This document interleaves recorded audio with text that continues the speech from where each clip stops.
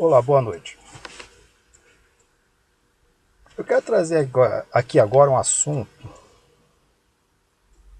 Ele é a respeito também de escatologia, mas não é nenhuma profecia assim estudada, mas é palavras ditas por alguns profetas, isso, que, que trata a respeito da apostasia, que nos últimos dias os homens apostatariam da fé. O que vem a ser apostasia? Apostasia é um período em que uma pessoa que vem que vem cultivando uma fé, vivendo a respeito de uma fé, e esse período as coisas começam a ficar meio conturbados. E ela começa então a criar o que eu chamo de bengalas, sei lá, alguma coisa para ajudar na fé, no qual isso não serve para o evangelho. O evangelho ele é completo. Ele é completo. Então eu chamo esse movimento que se faz hoje de determinação de bênçãos.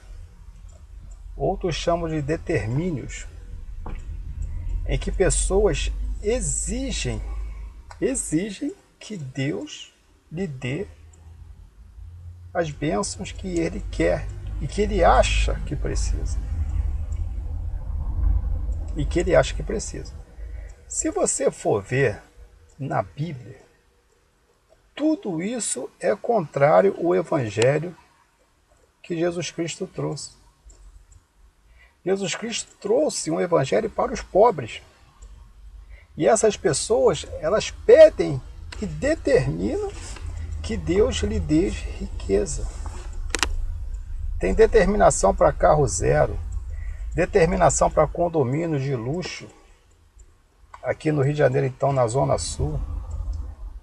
Nesse momento deve ter diversas pessoas pedindo um apartamento em Ipanema, na Barra da Tijuca. Carros de 250 mil. Tem gente pedindo empresa. Pessoas que trabalham por conta própria, pedindo que Deus transforme esse seu pequeno trabalho em grandes empresas. Para poder, assim, então, achar que tem um motivo de testemunhar que estão sendo abençoadas pela riqueza que Deus lhe dá. E a Bíblia é contrária a tudo isso. A Bíblia é contrária a tudo isso. Um jovem rico chegou diante de Cristo e ele queria seguir a Cristo. Ele disse o que era preciso ele fazer para seguir a Cristo. Então Jesus passou alguns dos mandamentos e antes que Jesus terminasse de passar os mandamentos, ele já cortou Jesus e falou, tudo isso eu já faço. Aí Jesus chega para ele e fala assim, te falta uma coisa. Pega o que você tem, tudo que você tem, vende e dá aos pobres. Ali mesmo aquele rapaz ficou. Isso não quer dizer que todo mundo tem que ser pobre. Isso quer dizer que todo mundo tem que ter o coração em Cristo. No caso desse rapaz, ele queria seguir a Cristo, mas ele tinha o coração nas suas riquezas. O dinheiro, ele não é mal. O dinheiro, ele é necessariamente preciso para a sustentação de qualquer pessoa, qualquer povo. O dinheiro é preciso, a não ser os índios lá dentro. Mas mesmo assim ainda precisam de dinheiro. Então, a Bíblia não diz que o dinheiro é maligno. A Bíblia diz que o amor ao dinheiro é a raiz de todos os males. Não o dinheiro que é a raiz de todos os males, mas o amor ao dinheiro é diferente. E o que essas pessoas estão pedindo é justamente riquezas para quê? Para confortarem as suas vidas e os seus corações, para poder estabelecer na riqueza o lugar de bênção, de paz e de refúgio às vidas aqui na terra. E Jesus não falou isso para ninguém. Isso é mentira. Todo mundo que fala esse negócio, tudo quanto é igreja que fala esse negócio é mentira. É um evangelho mentiroso. Jesus foi humilde, pobre durante toda a sua vida. E ele podia ter todas as riquezas. Porque Jesus, mesmo na terra, ele era Deus. Jesus na terra era Deus. Era o Deus encarnado que está no livro de João, que o Verbo se fez carne e habitou entre nós. Ou então por que as pessoas buscam essas coisas? Porque as pessoas têm o coração voltado para a riqueza. Todo mundo quer viver bem. Dificilmente você vai encontrar uma pessoa que está satisfeita por ser pobre e quer continuar pobre. Todo mundo quer melhorar. Então, aproveitando esse pensamento e essa condição dos homens, muitas igrejas se levantaram usando uma fé falsa e mentirosa que não está na Bíblia, usando os versículos pequenos, e eles modificam todos esses versículos para dizer que Deus quer dar riqueza ao homem. Deus pode até querer dar riqueza ao homem, é bem provável, mas para que o homem use essa riqueza em prol de ajudar o pobre. Mas essas pessoas que recebem, ninguém quer saber de pobre. Quem quer saber de pobre? Ninguém quer. Ou então eles pegam versículos isolados, como por exemplo, tudo que pedires ao Pai em meu nome, ele vos dará. Aí ele bota tudo o que pedires ao Pai. Daí eles colocam tudo. Se você quiser o carro, Deus vai dar. Se pedir em nome de Jesus, ele vai te dar. Se você pedir uma casa, uma mansão, em nome de Jesus, ele vai te dar. É só você exercitar a sua fé. Isso aí não é exercitar a fé. Isso aí não é exercitar a fé. Isso aí é uma lavagem mental, uma lavagem cerebral. A pessoa está trabalhando na mente das pessoas, fazendo com que ela acredite que ela vai conseguir essas coisas. E você pode ver que nunca essas coisas são oferecidas às pessoas de graça. Tem sempre uma oferta especial, campanhas com ofertas especiais, que as pessoas dão até todo o seu salário e dá coisas até que não pode dar. A pessoa vai dar numa campanha dessa. Se fosse para dar realmente uma benção dessa para uma pessoa, para que iria cobrar? Pô? Qual é o correto? Eu vou orar, mesmo assim está errado. Mas o que seria mais certo? Eu vou orar, nós vamos fazer a campanha, e os que receberem as bênçãos, ou seja, riquezas ou bens materiais, então vocês vêm aqui e dão uma parte de oferta para a igreja. Mas depois que receber, não, eles pedem antes. E eu não conheço ninguém, eu já perguntei a várias pessoas que congregaram ou congregam nessas igrejas. Você conhece alguém que já alcançou riqueza, coisas desse tipo? Não. Ah, mas fulano teve um carro. Mas quem é que não tem carro hoje em dia? Quem é que não tem? A maioria das pessoas que tem carro nunca fez campanha de igreja nenhuma. As pessoas mais bem-sucedidas aqui do Rio de Janeiro estão na Zona Sul. E vai lá ver quantos evangélicos tem lá. É minoria absoluta. Como é que eles conquistaram isso? É trabalhando. Quer ter carro? Vai trabalhar. Eu já trabalho, faz um bico. Desse bico você paga um carro zero, tu vai ter um carro zero. Quer ter casa? Trabalha mais ainda. Comprar casa é mais difícil. Então esses versículos que ele usa, por exemplo, tudo que pedis ao Pai em meu nome ele vos dará. Mas ele não fala a parte de cima do versículo. Olha a parte de cima do versículo. Aí Jesus diz assim: se vós estiverdes em mim e a minha palavra estiverdes em vós, então pedirão tudo o que quiseres em meu nome e vos será feito. Olha a parte de cima. O que é estar em Cristo? Estar em Cristo é você reconhecer que os bens da terra nada vale para o homem. Que isso é vão. E ele fala isso no livro de Lucas, eu não me lembro bem onde é que está, mas ele fala a respeito das pessoas que buscam essa coisa. E ele diz assim: olha as árvores do céu, não semeiam, não colhem, nem ajuntam em celeiros. Todavia o Pai que está no céu as alimenta.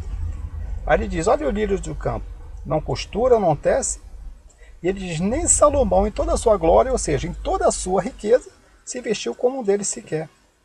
Aí ele fala assim, se Deus veste assim o lírio do campo, que hoje é belo, amanhã é cortado e jogado no fogo, quanto mais fará a vós, homens de pouca fé. Aí para completar ele diz assim, ó, buscai primeiro o reino de Deus e a sua justiça, e as demais coisas vos serão acrescentadas. E as pessoas estão fazendo exatamente ao contrário. Elas vão buscar as demais coisas e com isso ter um coração afetivo para Deus, cheio de fé para Deus, para então buscar Deus. É exatamente ao contrário. A pessoa que recebe essas coisas, eu falo sem medo de errar, não foi Deus que deu. Ela consegue pelo poder da mente. Isso aí é nova era. Isso aí, sem medo de errar, isso é nova era. Isso aí é um movimento que se instalou na Europa. Aqui no Brasil ela começou a ser elaborada nos anos 80 e ela entrou através de filmes e desenhos, porque o negócio é trabalhar na criança, por isso começou nos desenhos, começou no Thundercat, He-Man, Smurf, entendeu? Foi aí que começou todo esse movimento de nova era. Esse movimento quer dizer que o homem ele é capaz, autossuficiente, de conseguir as coisas para si e de buscar a paz para si. Ou seja, ele anula a Deus. Você não precisa de Deus. Você é que faz as coisas acontecer. E daí começou a surgir esse negócio e a pessoa vai na mente, ó, é você. Entendeu? Tem documentários por aí, livros de autoajudas, todos eles são baseados nesse movimento de nova era. E a nova era entrou na igreja. Nessas igrejas por aí, a maioria, e sabe que isso aí é sucesso, isso enche igreja, logo traz um retorno financeiro grande. Onde o apóstolo Paulo fala lá atrás que esses homens, esses falsos mestres, falsos pastores, vão comercializar a fé do povo. E aí é que está. E quando você vai olhar e outras as coisas, papapá, e a pessoa acha que ela não tem fé para conseguir uma bênção material, até mesmo um casamento, entendeu? Um casamento, porque ninguém quer casar com feio, ninguém quer casar com feio. Então a pessoa, olha uma pessoa, por exemplo, que nem eu, vai casar com a linda como? Então vai esperar um milagre, então vai orar lá, vou fazer a campanha do coração, a campanha de não sei o quê. Então, e não vai conseguir. Então, quando a pessoa está desmotivada a isso, aí eles usam outro versículo. Tudo posso naquele que me fortalece. Olha que coisa bonita. Mas vai ver lá em cima. Foi Paulo que falou isso. No finalzinho do livro de Filipenses. No finalzinho de Filipenses, ele fala assim, ó, eu já tive coisas, fui uma pessoa bem sucedida. Mas ele fala agora, hoje eu vivo em prisão, hoje eu vivo com pouco, e eu me adaptei a viver a vida que tiver na minha frente. Se eu tiver fome, se eu tiver escassez, se eu tiver abundância, se eu tiver boa vida, do mesmo modo eu vou viver a minha fé em Cristo. Aí ele fala, por quê? Porque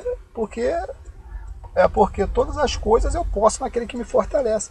Ou então a parte em cima do versículo, ou a parte de baixo, que completa o versículo, eles não mostram. E eles vêm trazer esses costumes para dentro da igreja. Essas igrejas, elas não são igreja evangélica. Não são igreja evangélica. Porque a igreja evangélica, ela prega o evangelho que Cristo ensinou os apóstolos, e os apóstolos ensinou a igreja, e esse evangelho alcançou a Paulo, que era judeu, mas era um cidadão também romano, ele tinha cidadania romana, e Paulo então levou esse evangelho aos gentios. Então o que Paulo diz? Se alguém vos ensinar um evangelho que não seja o evangelho que nós ensinamos e que aprendemos de Cristo, que esse evangelho seja maldito. Ou então, esse negócio de campanhas, corrente, rosa ungida, não, rosa consagrada, vassoura ungida, cara. Quem tem que se consagrar é você.